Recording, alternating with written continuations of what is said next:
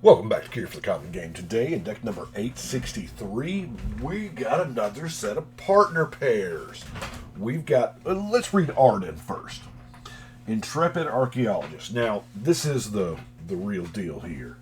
At the beginning of combat on your turn, you may attach any number of auras and equipment you control to target permanent or player. Notice it doesn't say permanent you control. So that's where my mind went first, was I can move around quote unquote bad auras and equipment.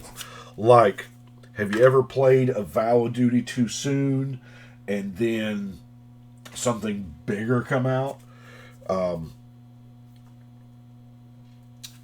Before we get into the rest of it though, the partner is Rograkh. Now, First Strike, Maness, Trample, I know everybody uses this with other ones, but I'm a glutton for punishment, so another Boros deck it is.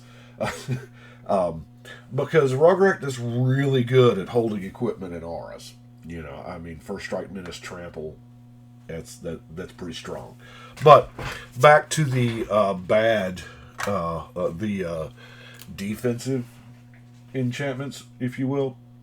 Darksteel Mutation, there again, that thing that's killing you to make it a bug, but then something else worse comes, and you can just move it. Same way with Recumbent Bliss, Bloodthirsty Blade, Assault Suit. Fractured Loyalty is kind of fun. Becomes target of spell or ability. That spell or ability's controller gains control of enchanted creature, so that's neat. And then Brand of Ill Omen. Target creature's controller cannot cast creatures. That's insane. And you can just pass that around to whoever. Excuse me. Now, we are dealing with artifacts and enchantments, equipments and auras. There's a few auras here, but we've got like the Steel Shaper's Gift to go find the equipment, Open the Armory to go find the aura or the equipment. Sigarda's Aid, I mean, really, really good. Open the Vaults is going to get them all back if somebody should blow them all up. Sphere of Safety just seems like a good protection enchantment. Now, with all that being in here, there was one setup I could not do. The Stuffy Doll Pariah. Don't have the shield, but Stuffy Doll and Pariah, when you just don't take damage anymore, and any damage you would do goes to the Stuffy Doll, which goes to whoever you targeted the Stuffy Doll with. So until there's some removal happening, that makes that player not want to damage you. So that's all good. Well, let's get into our mana ramp, shall we? We have Soul Ring, Burnished Heart. Like I said, we're in Boros because, blood for punishment.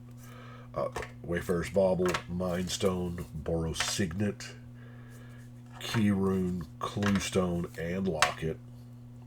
The Marble Diamond, Commander's Sphere, and Core Cartographer.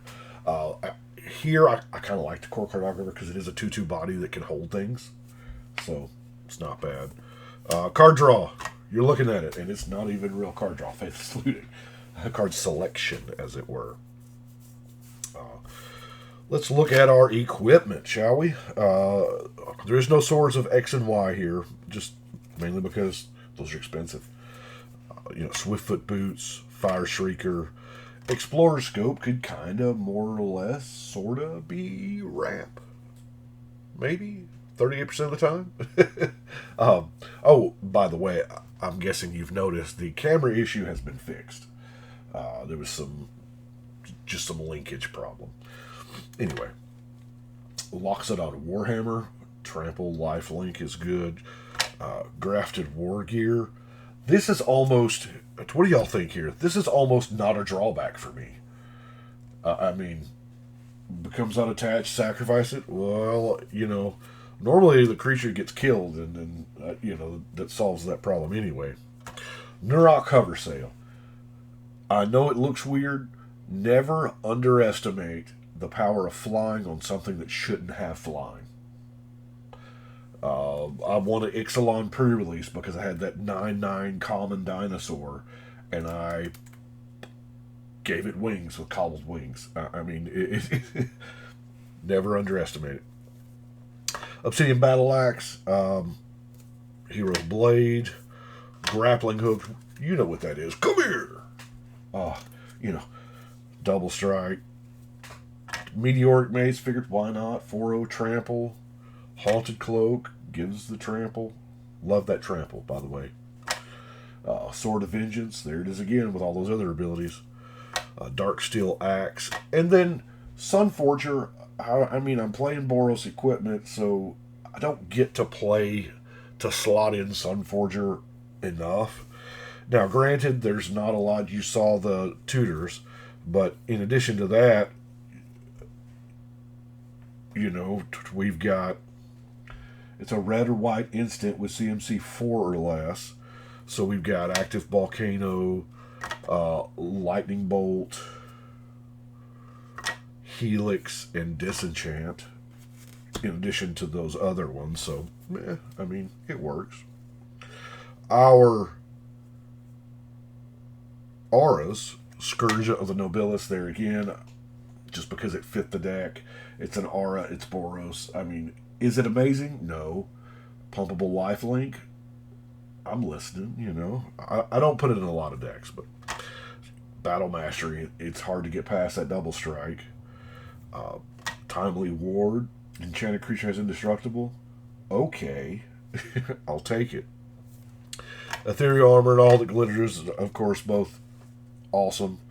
But Favorable Destiny, as long as Enchanted Creature's controller controls at least one other creature, Enchanted Creature has Shroud.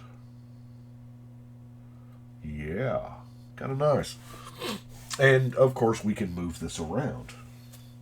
Now, how about the other creatures?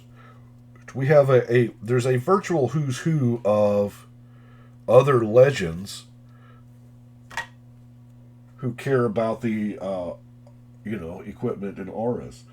Like Rayoff. This is enchanted or equipped, attacks, it gets double strike. Brunor Battlehammer. He gets really big. Akiri cares about equipped creatures. Danitha just makes all the stuff cheaper to cast. SRAM, I guess that's our card draw right there, isn't it, SRAM? Tiana, our equipment, you know. Of course, we have Champion of the Flame, holds stuff very well. 1/1 Trampler, you know. Sarah Avatar and Soul of Eternity are in there, not because I have a whole lot of life gain. There's a little bit in there, but they're big bodies, and, you know, if you give them trample and stuff, yeah. Throw a Loxodon Warhammer on there, it gets silly. But one of my favorites is the Spectral Guardian. As long as it's untapped, your non-creature artifacts have Shroud. Yeah, it's kind of nice. Yeah, it's in the way back machine, I know. And then, of course, our two board wipes are Rout and Winds of Wrath. Because Winds of Wrath might not even be... We might not lose anything from that. So, we go to our non-basic lands, you know. Boros Style, Clifftop Retreat, Battlefield Forge, Spectator Seating, Ancient Amphitheater, Temple of Triumph, Windscarred Crag, Lorehold Campus, Stone Quarry, Rustvale Bridge, Boros Garrison.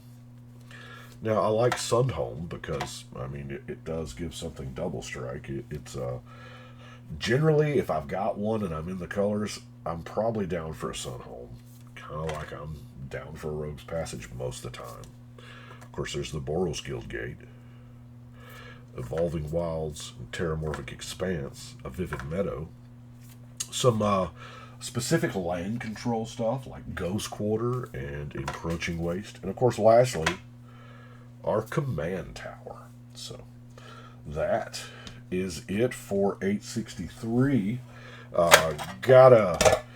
Got something for. Oh, that's right, because we separated those. I say we. I did.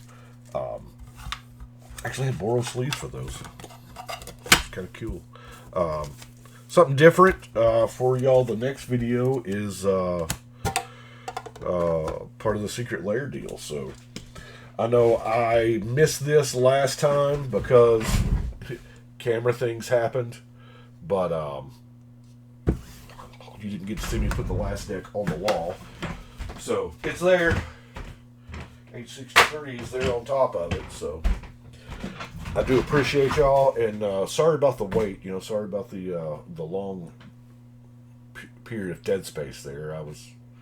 Things were happening, but anyway, I do appreciate it. Y'all, let me know what you think. It's glad to be back, and we're gonna go ahead and shuffle and cut.